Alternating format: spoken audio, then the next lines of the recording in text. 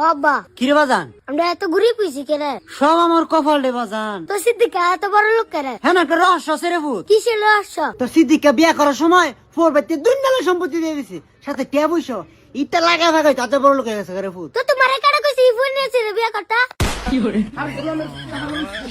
দেখছেন আপনার ফুলাইতে কি কইছে দেখছেন নি? যা কইছে হাসা কথাই কইছে।